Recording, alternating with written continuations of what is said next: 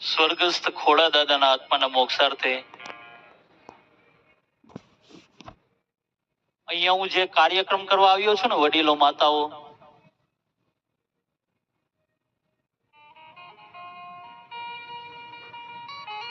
એ ભૂલો ભલે, બીજું બધું મા બાપ ને ભૂલશો નહીં.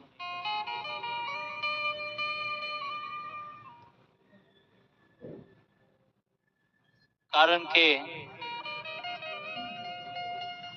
અત્યારે કોઈને વૃદ્ધ મા બાપ ગમતા નથી હો.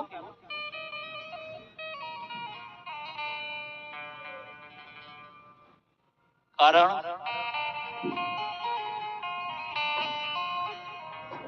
આજની યુવાન વહુને વૃદ્ધ મા બાપ નો ગમે.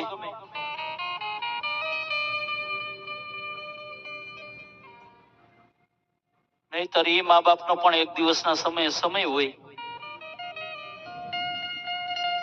ઈ પોતે ધારે ઈ કરી શકે, પણ સમય વયો જાય ને માણસનો,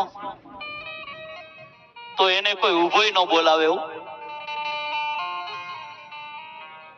સમયની બલિહારી છે બાપ. જ્યાં સુધી તમારી પાસે રૂપિયા હોય, જ્યાં સુધી તમારી પાસે નાણાં હોય ને, ત્યાં સુધી બધા ભાઈ ભાઈ કરે હો. પણ એકવાર આ સમય ઠપાટ મારી દે ને, પછી નાણાં વગરનો નાથીઓ ને નાણે નાથા લાલ. ત્યારે મારો કવિ શું કહે છે? સમય આવે સુખનો, આનું આ જગત હાથ જોડે. અંધારામાં પડછાયો પણ સાથ છોડે.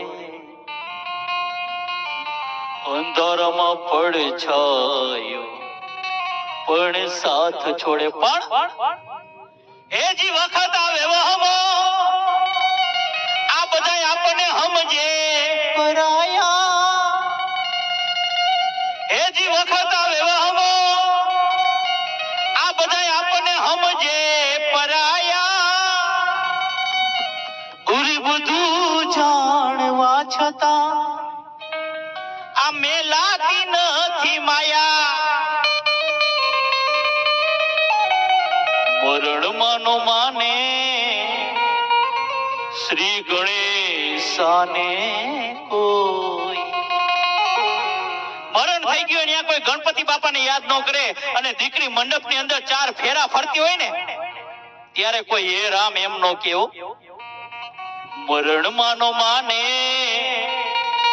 શ્રી ગણેશાને કોઈ. માંડવડામાં હે રામ કેતું નથી કોઈ. માંડવડામાં હે રામ કેતું નથી કોઈ. પણ હેજી એક તો સમય છે, આ બીજી એની છાયા. હેજી એક તો સમય છે, બીજી એની છાયા. અરે ભાઈ, આપણે બધા બધું જાણવા છતાં આ મેલાતી નથી માયા. પણ હું વાત કરતો તો કે અહીંયા ભૂલો ભલે, બીજું બધું મા બાપ ને ભૂલશો નહીં. જો કે મારો કાર્યક્રમ ખાસ છે ને માતાઓ તમારે જ સાંભળવાનો છે.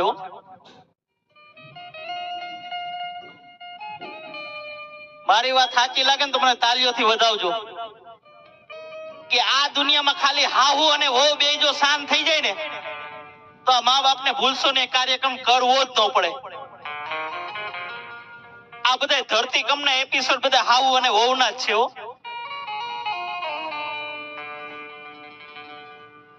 કારણ કે તમે સાસુ અને વહુ જો જયારે ભળો નહીં ને, એકાબીજાને સમજો નહીં ને, ત્યારે અમારા વડીલો કોઈ નિર્ણય ન લઈ શકે બાપ.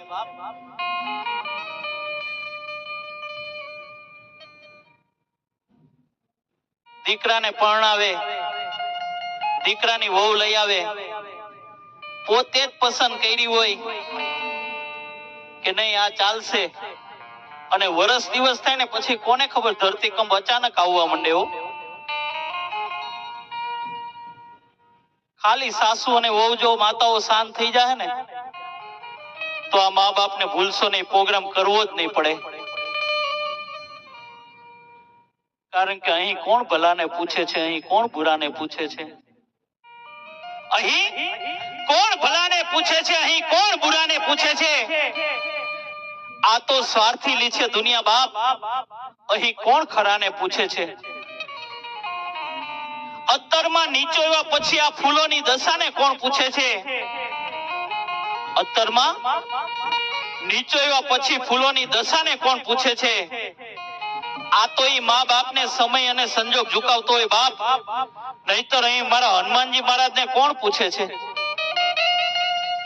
ઈ મા બાપ બિચારા છે ને દીકરાનું ઘર નો ભાંગે ને એટલે એટલા માટે ઈ ગામડે વયા જતા હોય, કઈક દુઃખ સહન કરતા હોય, પણ